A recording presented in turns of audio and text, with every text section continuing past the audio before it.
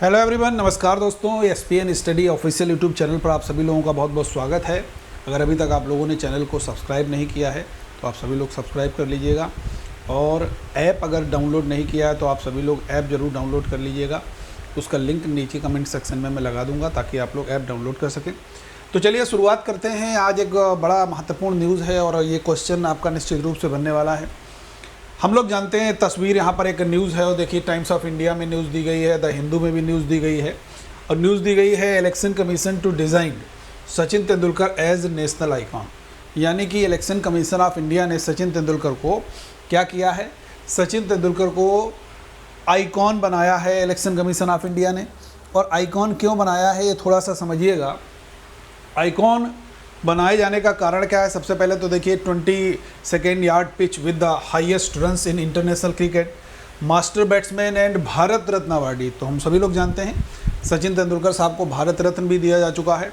Will now pitch for the higher voter, यानी कि अधिक से अधिक लोग जो हैं वो वोटिंग में पार्टिसिपेट करें इन जनरल इलेक्शन 2024, यानी कि 2024 में लोकसभा के चुनाव हैं, उनके लिए खासकर कह सकते हैं इनको इलेक्शन कमीशन ऑफ इंडिया ने आइकॉन के रूप में यहाँ पर बनाया है as a national icon of election commission of India. इस बात को बहुत ध्यान रखना है।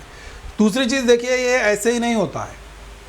अ मेमोरेंडम ऑफ अंडरस्टैंडिंग, जिसको हम लोग शॉर्ट में कहते हैं MOU, memorandum of understanding will be signed on Wednesday between election commission represented by the chief election commissioner Anup Chandra Pandey and Arun Goyal and Tendulkar साहब, who has also been a nominated member of the Rajya Sabha के nominated member भी हम लोग जानते हैं तेंदुलकर जी।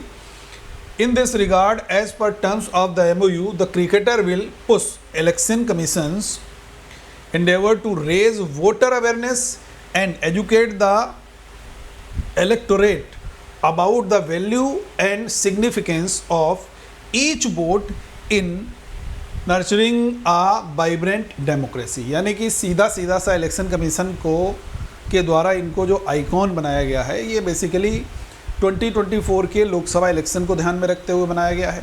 और बहुत सारे लोग ऐसे होते हैं जो सोचते हैं कि छुट्टी है यार, आज आराम से टीवी देखो, बढ़िया बढ़िया खाना पीना खाओ। तो ऐसा नहीं करना है। डेमोक्रेसी को जीवित रखना है, डेमोक्रेसी को बढ़िया से रखना है, हम सभी लोग जानते हैं। तो इसके लिए आप उस लोकतंत्र का जो महापर्व है उसको हम लोग जानते हैं कि एक इलेक्शन डे के रूप में ज़रूर होता है। और ख़ासकर अगर लोकसभा के चुनाव हैं तो बिल्कुल वोट डालना चाहिए। हर एक वोटर को उत्साहित करने के लिए, उनको वोट डालने के लिए इनकरेज करने के लिए, ये इसका मेन पर्पज़ है सचिन तेंदुलकर साहब को जो आइकॉन्स के रूप में, यहाँ पर आइकॉन के रूप में बनाया गया है। इतनी बात समझ में आ गई। अब देखो दूसरी बात समझिएगा।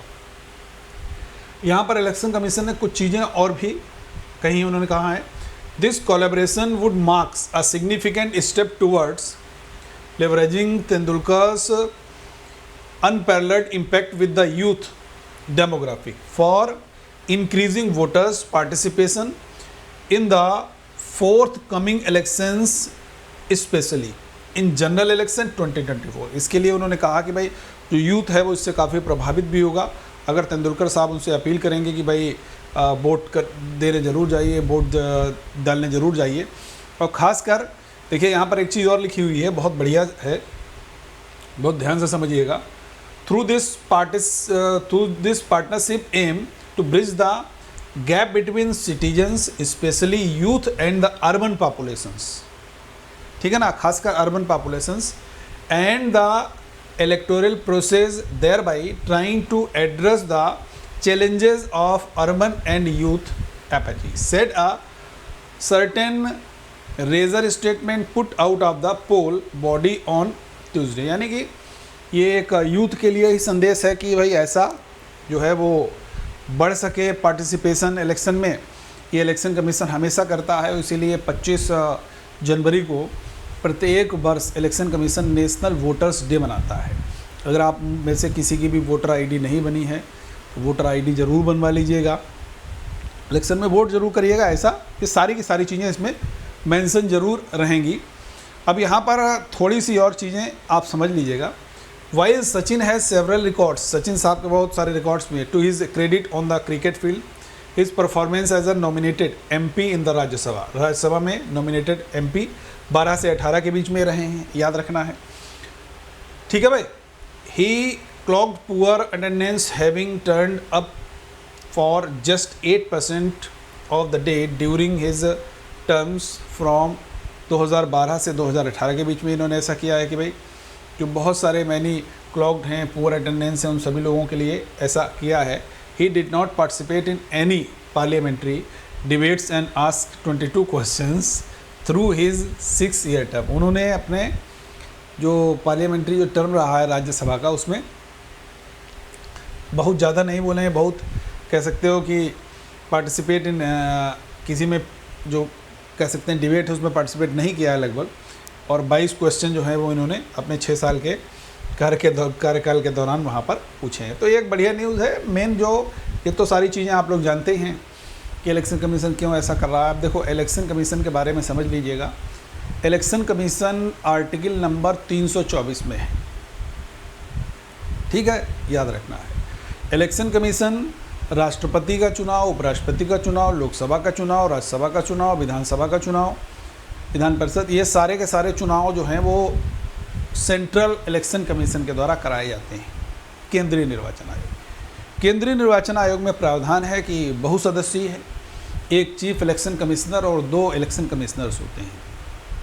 हालांकि अभी मामला आया था कि चीफ इलेक्शन कमिश्नर जो है अब इलेक्शन कमिश्नर के अपॉइंटमेंट में योगदान नहीं होगा, लेकिन जो प्रोसेस था वो मैं बता दे रहा हूँ। चीफ इलेक्शन कमिश्नर की नियुक्ति सीधे राष्ट्रपति साहब के द्वारा की जाती है, लेकिन जो अदर इलेक्शन कमिश्नर्स हैं 2, उनकी नियुक्ति on the recommendation of chief election commissioner, ये भी माननीय राष्ट्रपति के द्वारा की जाती है। ये पॉइंट आप लोग याद रखिएगा। इलेक्शन कमीशन का सब कुछ काम है। इलेक्शन कमीशन देखिए, जब भी नोटिफिकेशन से लेकर के चुनाव की तारीख कितने चरण में होगा, क्या होगा, उसके बाद में जो अधिसूचना यानी कि नोटिफिकेशन जारी कर देगा। उसके बाद में कहेगा कि भाई आप सभी लोग नॉमिनेशन फाइल करो, नॉमिनेशन फाइल करने की तारीख दे देगा।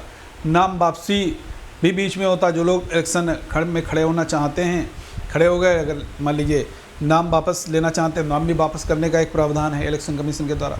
उसके बाद में कैंपेनिंग लोग करते हैं, कैंपेनिंग में कितना खर्चा डिसाइड किया गया है सभा में, ये सारी की सारी चीज़ें इलेक्शन कमीशन डिसाइड करता है। जो भी कैंडिडेट खड़े हुए हैं इलेक्शन में, उनकी चल अचल संपत्ति का पूरा ब्यौरा इलेक्शन कमीशन रखता है। ये पूरा प्रोसेस चलते चलते इलेक्शन कमीशन पूरा काउंटिंग तक आता है। अब काउंटिंग में इलेक्शन कमीशन के द्वारा एक ऑब्जर्वर भी बनाया जाता है। उसी ऑब्जर्वर की रिपोर्ट पे ही हर एक जगह पर ऑब्जर्वर जाता है, वो रिपोर्ट इलेक्शन कमीशन को देता है कि यहाँ पर शांतिपूर्ण तरीके से मतगणना हो गई। उसके बाद में रिजल्ट डिक्लेयर किया जाता है। इलेक्शन कमीशन जब भी अधिसूचना जारी होती है तो उस समय सारी पावर इलेक्शन कमीशन के पास आ जाती है। इलेक्शन कमीशन उस समय जिसका भी चाहें ट्रांसफ़र कर सकती है, हटा सकती है एक जगह से दूसरी जगह पर। ये सारी पावर इलेक्शन कमीशन के पास होती हैं। सरकार के पास उस समय कोई भी ट्रांसफ़र वगैरह की पावर नहीं होती है। तो ऐसा इसलिए किया जाता है ताकि हर एक इलेक्शन बहुत ट्रांसपेरेंसी से कराया जा सके। अब आप लोगों को कमेंट सेक्शन में बताना है सचिन तेंदुलकर साहब की ऑटोबायोग्राफी का क्या नाम है। कमेंट सेक्शन में आप लोगों को बताना है सचिन तेंदुलकर साहब की ऑटोबायोग्राफी का क्या नाम है। ठीक है, थैंक यू एवरीवन। सेशन अगर हमारा अच्छा लगा हो तो आप लोग शेयर ज़रूर कीजिएगा, लाइक कीजिएगा और चैनल को सब्सक्राइब जरूर कीजिएगा। Thank you.